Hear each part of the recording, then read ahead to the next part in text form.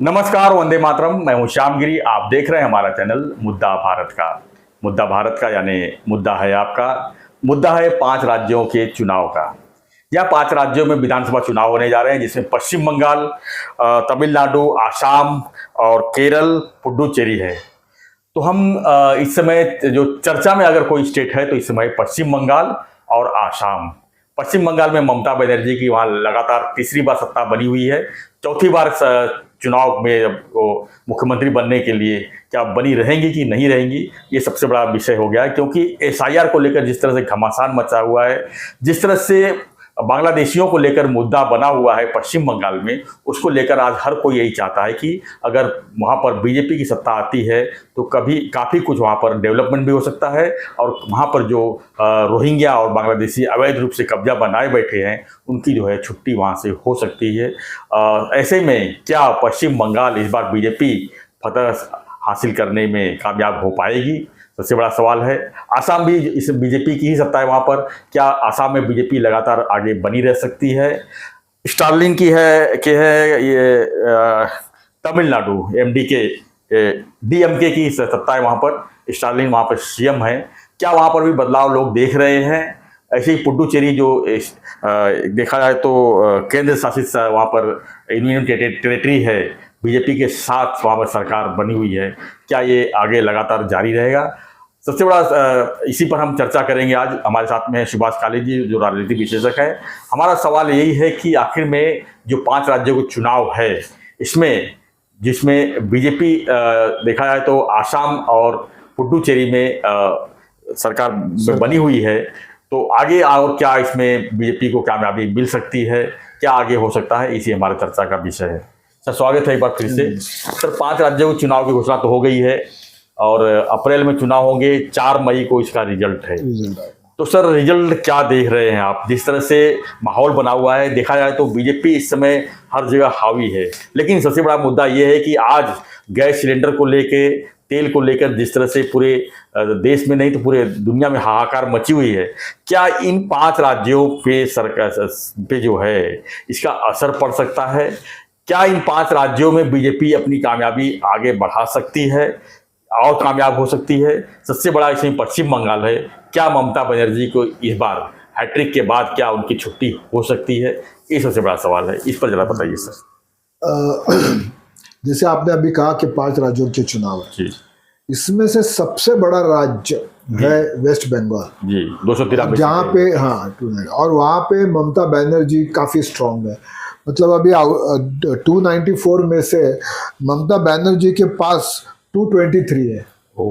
इतनी ज़्यादा, मतलब नियरली 2/3 स्ट्रेंथ ममता बनर्जी के पास है जी। तो ममता बनर्जी को बंगाल से हटाना, उसकी सरकार जाकर दूसरी सरकार लाना, ये बहुत ही कठिन काम है।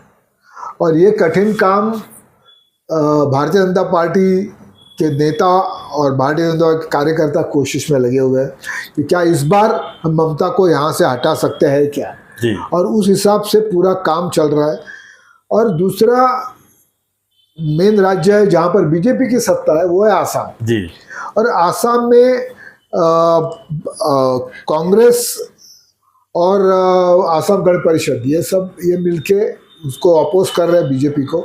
और क्या उनका अलायंस आसाम गण परिषद कांग्रेस, वो जो जिनके पास 22 है 20 है, क्या वो सब साथ में मिलके बीजेपी की सरकार हटा सकते हैं। हालांकि हेमंत बिस्वा जी काफी मजबूती से हेमंत बिस्वा जी का काम काफी अच्छा है। तो इसका अगर हम कुछ एनालिसिस करते हैं तो आज की तारीख में आसाम से हेमंत जी की सरकार हटाना मुझे लगता है कि नामुमकिन के बराबर है, बहुत कठिन काम है। और वैसे ही बंगाल में ममता बनर्जी की सरकार हटाना ये भी काफी मुश्किल है, काफी बड़ी। मतलब मैंने जैसे कहा कि पिछले इलेक्शन में बीजेपी ने बहुत कोशिश की।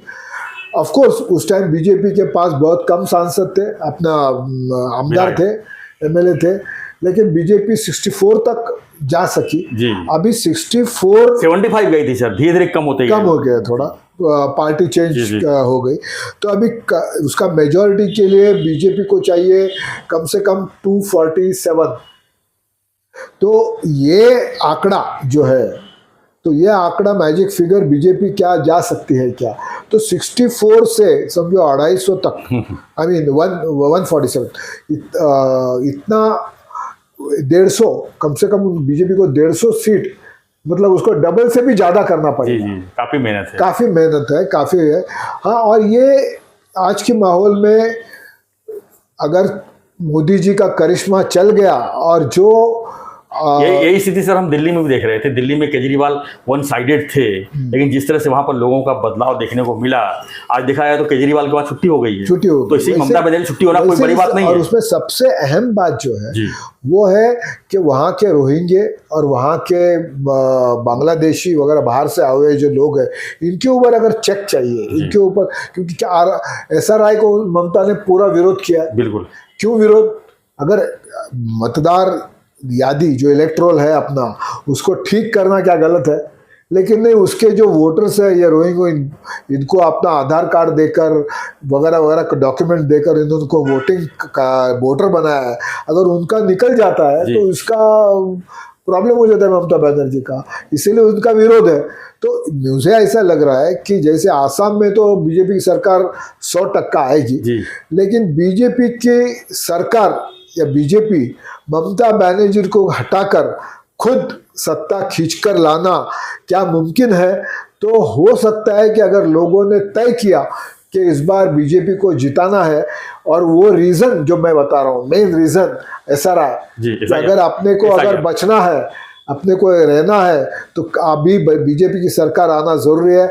आज क्या है देखो, ममता बनर्जी की सरकार 3 टर्म से है, लेकिन वहां पर कोई ग्रोथ नहीं, कोई नई इंडस्ट्री नहीं, कुछ नहीं। तो लोग भी अब कंटाल गए ये सब बातों के लिए। और अगर लोगों को बदलाव चाहिए तो ममता बनर्जी, लोगों को बदलाव चाहिए। सिर्फ एक ही प्रॉब्लम है उधर कि ममता बनर्जी के कार्यकर्ताओं का दबंगगिरी, दादागिरी बहुत चलती है वहाँ।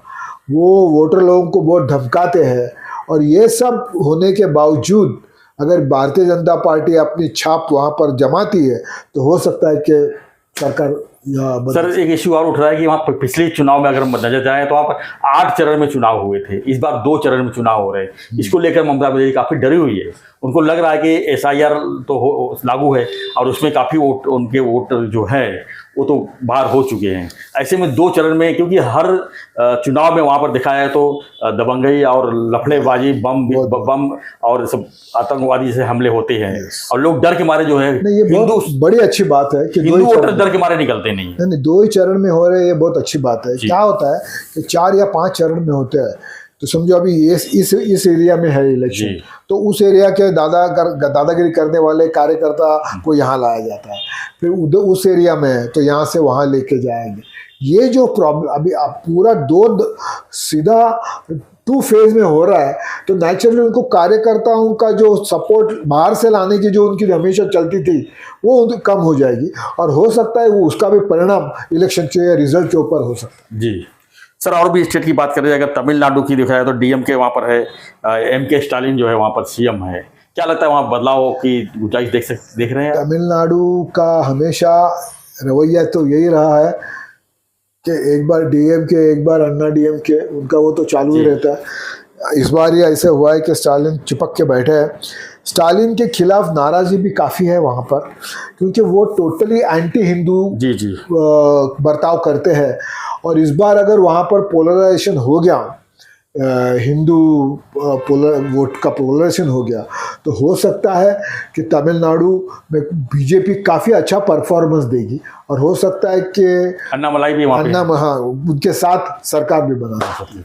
ये भी एक पॉसिबिलिटी है। जी, यानी कि हम तीसरा बीजेपी देख रहे हैं। हाँ, और इस बार बीजेपी केरला और तमिलनाडु दोनों जगह होप्स रखे हुए हैं कि यहाँ पर अपनी जो संख्या बहुत कम है वो बढ़ाने की कोशिश बीजेपी जरूर कर रही है, और इस बार शायद सफल भी हो जाएगी। केरल में तो LDF की सरकार है, वहाँ पर पिनराई विजयन जो है वहाँ पर CM है इस समय। दूसरा पुडुचेरी की बात अगर करें सर, तो वहाँ पर बीजेपी के साथ मिलके वहाँ पर सरकार है N रंगास्वामी, लोकल पार्टी है जी N रंगास्वामी की AINRC प्लस। जैसे आसाम की परिस्थिति है वैसे पौंडीचेरी की है, वहाँ पे उन लोगों को हिलाना मुमकिन नहीं है। तो मेरे ख्याल से पौंडीचेरी और आसाम दोनों का रिजल्ट हम पकड़ सकते हैं एक कि समान बीजेपी की सरकार आ जाएगी। रही बात ये 3 राज्यों की, उसमें भी जैसे मैंने बताया कि केरला, तमिलनाडु और बंगाल, ये 3 राज्यों में ही घमासान होने वाला है। और 3 राज्यों में भारतीय जनता पार्टी के क्या परफॉर्मेंस आता है, इसके ऊपर पूरे हिंदुस्तान का लक्ष्य रहेगा। लेकिन जो अगर इस बार फिर से अगर ममता बनर्जी फिर से सीएम होती है जी, तो फिर बंगाल की हालत और बुरी हो जाएगी, ये तो तय है। क्योंकि अभी उसको वहाँ, यार ये भी है, उसको वहाँ से आज तक कोई हटा नहीं सका है। बीजेपी कोशिश, कांग्रेस क्या प्रॉब्लम दूसरा है, देखो मैं बताऊँ कि जहाँ ये ट्रायंगुलर फाइट जहाँ होती है ना, वहाँ कुछ स्कोप रहता है। यहाँ पे कांग्रेस जीरो है, कोई और पार्टी का अस्तित्व ही नहीं है जी। सिर्फ तृणमूल कांग्रेस और भारतीय जनता पार्टी, ये जो फाइट है ट्रायंगुलर फाइट नहीं है, सिर्फ 1 to 1 फाइट है। और इसका प्रॉब्लम हमेशा जो छोटी पार्टी है, मतलब बीजेपी या सत्ताधारी को फायदा मिलता है इसका, तो सत्ता वाली पार्टी को फायदा मिलता है उसका। तो इसी वजह से कांग्रेस को न, और इस बार भी कांग्रेस की हालत बंगाल में बहुत खराब है, उनको कुछ मिलेगा ऐसा लगता नहीं है। और यही सबसे बड़ी प्रॉब्लम है। इवन कम्युनिस्ट, एक टाइम था कि वहां पर कम्युनिस्ट राज कर रहे थे, एक वन साइडेड आते थे वो, लेफ्टिस्ट, लेकिन आज उनकी भी हालत वो तो जीरो हो गए ना। वो भी इनको ममता बनर्जी ने सबको सुला दिया। सिर्फ बीजेपी एक पार्टी ऐसी है जो उभर रही है। हालांकि अगर सत्ता में नहीं भी बनी तो बीजेपी को सर्वे में भी आज दिखाया है, सत्ता नहीं भी बनी तो अगर जो 75 पिछली बार आए थे, अब इसमें 63 है, तो 100+ तो हो सकता है बीजेपी का, ये तो तय है। मैंने कहा कि 150 सीट्स की जरूरत है सरकार बनाने के लिए। अगर सरकार बीजेपी और अगर चमत्कार होता है, जैसे मैंने कहा कि इस बार ऐसा लग रहा है कि पोलराइजेशन ऑफ वोट होगा, लोग कंटाल गए, वहाँ पर बेरोजगारी, गरीबी, ये सब परेशान हो गए अभी लोग, तो इसीलिए वो बदलाव की जरूरत है। और हो सकता है कि अगर हिंदू वोट का पोलराइजेशन होता है तो बीजेपी काफी अच्छी संख्या में वहाँ आ सकती है। अब देखना ये होता है कि SIR के बाद हिंदू वोट कितने बचे वहाँ पर, और मुस्लिम वोट जो जिसको कि एक फिक्स वोट बैंक माना जाता है ममता बनर्जी का, वो कितने बचे हैं, वो सबसे बड़ी बात है। आज हम देखते हैं तो बंगाल में सबसे, पूरे हिंदुस्तान में सबसे ज्यादा पॉपुलेशन बंगाल में है ना मुस्लिम। जी। तो उनके जो पॉकेट्स हैं वहां पे बीजेपी को एंट्री करना तो नामुमकिन जैसा है। तो इसीलिए उनका जो सब पूरा स्ट्रेंथ है वो लिमिटेड है सर। और वही जो मुस्लिम वोट है वो तो बीजेपी को देंगे नहीं, वो जीरो है। तो प्रॉब्लम वहीं पे हो रहा है कि जो मुस्लिम वोट है वो फिक्स वोट है, जो क्योंकि उनको मालूम है कि ममता बनर्जी है तब तक हमारे लिए राज खुला है, हम कुछ भी कर सकते हैं। जिस दिन ममता गई तो अपनी हालत खराब होने वाली है।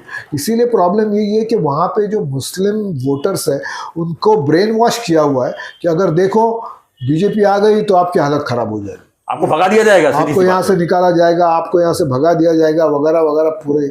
लेकिन ये जो तृणमूल का यही बेसिक कैंपेन रहा है आज तक कि ये सब जो मोदी और उनकी सरकार कर रही है वो आप लोगों को यहाँ से निकालने के लिए कर, ये मेन उनका। सर दूसरा एक बहुत इम्पोर्टेंट चीज़ है कि अभी जो महायुद्ध छिड़ा हुआ है ईरान और अमेरिका में, उसका असर तो पूरे दुनिया में है ही, लेकिन खासकर गैस को लेकर, पेट्रोल डीजल को लेकर जिस तरह से लोगों में एक भ्रम की स्थिति है। आज होटल्स बंद रहे, रेस्टोरेंट बंद हो रहे हैं, ढाबे बंद हो रहे हैं, स्ट्रीट फूड बंद हो रहे हैं, तो बेरोजगारी की भी हालत सामने आ गई है। क्या इसका असर इन 5 राज्य के चुनाव पड़ सकता है? बात सुनिए जी, ये जो सब हो रहा है जी, वो क्या बीजेपी गवर्नमेंट की तरफ से हो रहा है या बीजेपी की गवर्नमेंट की गलतियों की से हो रहा है?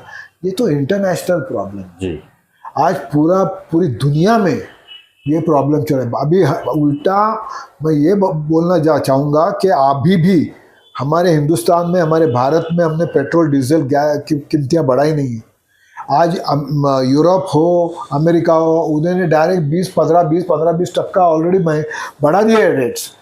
अगर माल ही नहीं है, सप्लाई नहीं हो रहा है, वॉर चल रहा है, अरे कम से कम हमको ये शुक्र मानना चाहिए कि हमारे ऊपर बॉम्ब नहीं गिर रहा। आज उनकी हालत देखो क्या है जी। आज जो दुबई, मस्कत, ये मतलब गल्फ जो हम बोलते हैं कि भाई सोने की लंका है वो जी, आज उनकी हालत क्या है?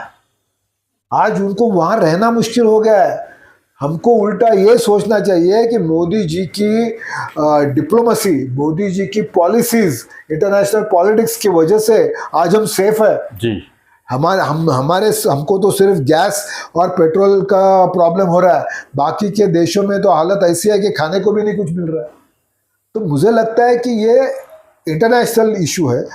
वॉर जब तक चलेगा तब तक ये रहने वाला है। अगर ऊपर वाले की कृपा से वॉर जल्दी ख़त्म हुआ तो अच्छी बात है, क्योंकि ये ईरान, अमेरिका, इज़राइल और ये अभी तो हर एक दूसरे के ऊपर बहुत ज़बरदस्त बमबार्डिंग कर रहे हैं, मिसाइल छोड़ रहे हैं। अभी तक लैंड के ऊपर वॉर नहीं आया है, मतलब अमेरिका ने अपने सैनिक ईरान में नहीं उतारे हैं। तो ये देखते हैं, अगर अच्छा रहा और ऊपर वाले की मेहरबानी रही तो हो सकता है कि 2-4 दिन में या ज़्यादा से ज़्यादा हफ्ता भर में वॉर, क्योंकि हर एक वॉर करने की भी कैपेसिटी होती है। आज की देखो, अमेरिका का तो बात अलग है जी, लेकिन ईरान जैसा देश कब तक झगड़ते रहेगा, और वो भी अमेरिका और इजराइल जैसे, उनका भी एक स्टैमिना, जैसे हम भागते हैं दौड़ते हैं तो अपना जितना स्टैमिना है उतना हम भाग सकते हैं। अगर घोड़े के साथ हम भागने की कोशिश करेंगे तो अपना स्टैमिना नहीं चलेगा। तो वैसा है, ईरान कब तक दौड़ेगा यही हमको देखना है। और हो सकता है कि एक बार ईरान टूट गया तो वॉर ऑटोमेटिकली, मतलब इसका इनडायरेक्टली क्या है तो इसका असर जो है पूरे दुनिया में चुनाव पर तो नहीं पड़ेगा, चुनाव पे नहीं होगा, चुनाव पे नहीं। धन्यवाद सर जानकारी के लिए। तो फ्रेंड्स, हमारा चर्चा यही था कि 5 राज्यों के जो चुनाव होने जा रहे हैं उसकी स्थिति परिस्थिति क्या हो सकती है, कौन किसने पानी में है, कौन किस तरह आगे रिजल्ट निकाल सकता है, खासकर पश्चिम बंगाल, आसाम, पुडुचेरी, तमिलनाडु और जो दूसरे है केरल का है। तो फ्रेंड्स, आपकी क्या प्रतिक्रिया है इस पर, हमें कमेंट में जरूर लिखिए। और हम 5 राज्यों के चुनाव पर आगे की अपडेट जो है आप तक हम पहुंचाते रहेंगे। इसके लिए आप चैनल को लाइक कीजिए, शेयर कीजिए और सब्सक्राइब जरूर कीजिए। धन्यवाद। जय हिंद, जय भारत।